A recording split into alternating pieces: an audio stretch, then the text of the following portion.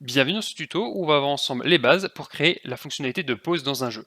On va créer un menu très simple mais efficace qui va vous permettre d'apprendre comment on met un jeu en pause. Donc là vous voyez j'ai un petit jeu, je me balade, je joue et hop, quand j'appuie sur ma touche échappe, mon jeu se met en pause, mon ennemi arrête de bouger, mon joueur aussi, je peux appuyer sur toutes les touches de mon clavier, il se passe rien, je peux plus perdre de vie, je peux plus rien faire, le jeu est en pause et si je rappuie sur échappe, hop, le jeu continue. Je vais vous montrer la base qui va vous permettre ensuite d'aller plus loin, de créer une vraie interface, de créer un bouton de retour au jeu par exemple. On va voir tout ça. C'est parti. Pour pas perdre de temps avec autre chose et pouvoir se concentrer sur le cœur du tuto, à savoir la fonctionnalité de pause, je suis parti d'un projet existant, un tuto que j'ai déjà réalisé sur la chaîne avec des ennemis donc de base. On a simplement une petite scène ici où on a des ennemis qui bougent. Alors en soi, vous n'êtes pas du tout obligé de repartir de ça, bien sûr, vous pouvez incorporer le tuto à n'importe quel jeu. C'est juste que comme ça, on a une petite scène, on va facilement pouvoir voir l'effet de la pause, puisque les ennemis devraient arrêter de bouger, notre joueur devrait être freeze, etc. Donc si ça vous intéresse de suivre ce tuto, n'hésitez pas, il y a le lien en description. Et sinon, on va pouvoir tout de suite commencer à créer donc ce menu de pause. Le menu de pause, en fait, ça va simplement être une nouvelle scène sur laquelle on va afficher une interface et sur laquelle on va mettre un script pour pouvoir mettre la pause et enlever la pause. Donc pour ça, on va créer une nouvelle scène. Donc on clique ici sur le petit plus. Et alors moi, du coup, ça va être une interface. Donc je vais faire un canvas layer en nœud parent. Ce canvas layer, on va tout de suite le renommer, comme ça c'est fait. On va l'appeler pause menu et on va le sauvegarder à la racine, comme ça c'est fait. Ce menu, alors là, dans l'idée, je vais faire quelque chose de très simple. On va simplement assombrir le jeu pour qu'on voit qu'on est bien en pause et on va écrire pause. Vous, dans l'idée, bien sûr, après, vous pouvez ajouter des boutons, etc. Mais là, on n'est pas dans un tuto d'interface, on est vraiment sur la pause en elle-même. Donc, moi, du coup, je vais lui ajouter un label. Donc ici, je vais marquer pause. Si j'arrive à écrire pause, voilà. Je vais augmenter un petit peu la taille quand même, donc j'augmente le label setting et là on va lui mettre une taille de quelque chose d'un peu gros, quelque chose du genre, hop, autour de 40, et on va centrer ça à peu près comme ça au milieu de l'écran. Voilà. Donc là on a vraiment juste un texte qui s'affiche, hein. Si je lance la scène, hop, on a le texte, mais qui nous permet du coup de voir que notre jeu est bien en pause, enfin surtout que l'interface est bien affichée. Et je vais ajouter un panel, ça c'est un petit tip si vous avez besoin d'assombrir un peu les fonds, vous pouvez ajouter ce nœud là, panel.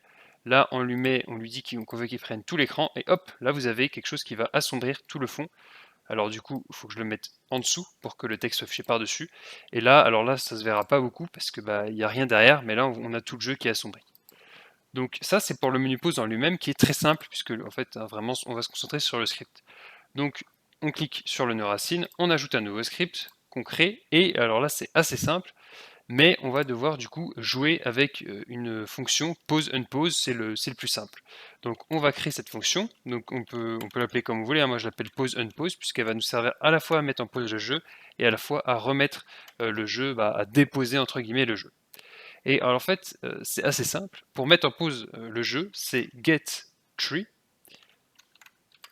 et il y a une variable, donc paused, qu'on peut mettre à true. Ça va mettre le jeu en pause. Et ça va, donc quand on met à false, ça va enlever le jeu de pause. Du coup, pour faire ça, très simple, on va ajouter une touche. Donc on va dans Project Setting, dans Input Map. Ici, donc moi j'avais déjà les touches du projet que j'utilise. On va mettre pause, tout simplement, parce que c'est pour pause. Hop, on l'ajoute. On met la touche échappe, c'est souvent échappe dans les jeux. Hop, et on va appeler cette fonction quand on appuie sur échappe. Donc pour ça, rien de plus simple. On prend la fonction input event parce que là on veut utiliser une fonction quand on appuie sur la touche. On ne veut pas tout le temps vérifier qu'on garde la touche appuyée, par exemple, ce genre de choses qu'on fait pour les déplacements qu'on fait dans le process. Là c'est juste un appui sur une touche à un moment. Donc on peut utiliser la fonction input event plutôt que la condition dans un process. Et donc du coup la condition c'est if event.isAction pressed. On veut pause du coup, la nouvelle qu'on vient d'ajouter. Ah non, pas ça. Hop, pause. Donc entre guillemets, c'est mieux. Voilà, l'action pause qu'on vient d'ajouter, pour rappel, hop, ici, donc sur échappe. Et donc dans ce cas où on appuie sur pause, on va appeler notre fonction, donc pause unpause. Donc là, si je mets true, hop, que je vais dans mon niveau, que j'instancie mon pause menu, là vous voyez que de base du coup le pause menu s'affiche, donc il faut le cacher, parce que si on le cache pas, dès qu'on va lancer le jeu, il va s'afficher, donc on le cache, on lance le jeu, hop, je gambade, et là, j'appuie sur échappe, et vous voyez, hop, le jeu s'arrête. Là, vous voyez bien qu'on est en pause, puisque l'ennemi a arrêté de bouger, le joueur aussi, etc. Là, par contre, je peux plus rien faire, hein. Je peux appuyer sur échappe, je peux faire tout ce que je veux, je peux plus rien faire. Mais du coup, on a pu voir qu'effectivement, quand on met un get pause à true, ça pose bien le jeu. Le truc que je voudrais faire, en plus de poser le jeu, c'est d'afficher ce pause menu. Donc comme ce script est à la racine, on peut tout simplement faire un show. Hop. Et là du coup, si je lance le jeu, hop, j'appuie sur échappe, on a bien le menu qui s'affiche par-dessus, puisque vous voyez le jeu est sombre, on a le texte pause qui s'affiche, et on a notre jeu qui est en pause. Du coup, maintenant, ce que j'aimerais faire, c'est que quand on réappuie sur la touche échappe, ça dépose le jeu, on retourne dans le jeu. Ce sera la même idée si vous voulez ajouter un bouton sur l'interface pour reprendre la partie. Pour ça, on va utiliser une variable, hein, c'est le plus simple, donc on va l'appeler pause par exemple, on la met à faux par défaut.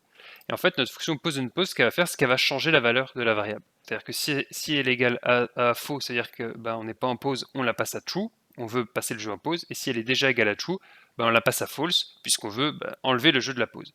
Et pour ça, pour inverser la valeur d'un booléen, on fait cette variable, donc pause, égale l'inverse de la valeur. Point d'exclamation, c'est pour inverser la valeur. Donc là, on lui dit, la variable pause, sa valeur, ça sera l'inverse de la valeur qu'elle a actuellement. Point d'exclamation, c'est qu'on inverse le booléen. Donc si elle est égale à true, elle sera égale à false, puisque l'inverse de true. Si elle est égale à false, elle sera égale à true, puisque l'inverse de false. Et ensuite, du coup, c'est très simple, on a juste à faire une connexion if pause. Du coup, dans ce cas-là, on veut rentrer, hop, ici. Si jamais le jeu est en pause, on met le jeu en pause et on montre le menu d'interface. Sinon, ça veut dire que pause égale à false, on reprend ça, on veut enlever le jeu de la pause, donc ça que je donne tout à l'heure, c'est tout simplement getTruePose égale false, et on veut aussi cacher le menu, pour pas qu'il reste affiché, et donc ça c'est très simple, c'est la méthode hide.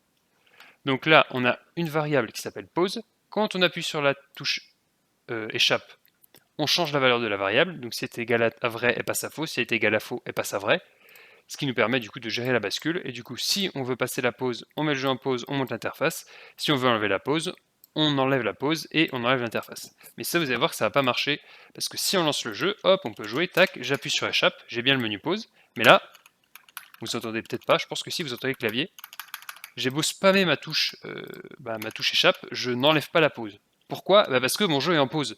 Donc en fait, tous mes scripts sont en pause, donc du coup, celui-là aussi. Le jeu est en pause, ce script est plus exécuté, donc du coup, il écoute même plus ce que je fais, donc il n'écoute pas que j'appuie sur échappe. Pour ce cas-là, la solution est extrêmement simple, c'est qu'en fait, à la racine ici, où on a instancié notre menu, vous voyez ici, on a toutes les infos, vous avez process, et là, dans mode, vous avez différentes options. Inherit, c'est le mode qui est là par défaut, donc ça veut dire que il va s'exécuter quand le jeu s'exécute, et il va se mettre en pause quand le jeu est en pause. Et en fait, vous avez un mode ici, si vous mettez always, ça veut dire que ce nœud-là, le pause menu, il va s'exécuter tout le temps. Même quand le jeu est en pause, le script va continuer d'écouter et donc il va pouvoir entrer dans cette condition. Si on appuie échappe, on va pouvoir lancer la fonction. Donc là, on sauvegarde, on lance le projet. Et là maintenant, donc je peux jouer tranquillement. Hop, j'appuie sur échappe, mon jeu est en pause. Et maintenant, si je réappuie sur échappe, j'enlève la pause. Et là, vous voyez que hop, je suis en pause, j'enlève la pause, il n'y a pas de souci. C'est le même principe si vous voulez faire un bouton de relancer le jeu. Hein. Ici, vous ajoutez un bouton dans votre interface et vous liez le signal du clic à la fonction pause on pause par exemple, ou alors vous mettez juste cette partie-là. Ça vous permet en gérant une variable de pouvoir gérer ça de plusieurs façons. Donc voilà pour ce petit tuto très simple sur la gestion d'un menu de pause. Donc là c'est vraiment la base, hein, mais comme expliqué plusieurs fois, vous pouvez aller plus loin, rajouter une vraie interface, des menus pour résumer la partie, pour retourner au menu principal, etc. Si ça vous a plu, n'hésitez pas à vous abonner à la chaîne pour voir les prochains tutos, et n'hésitez pas à regarder d'autres tutos sur Godot si vous voulez continuer votre apprentissage, notamment ceux qui s'affichent actuellement à l'écran.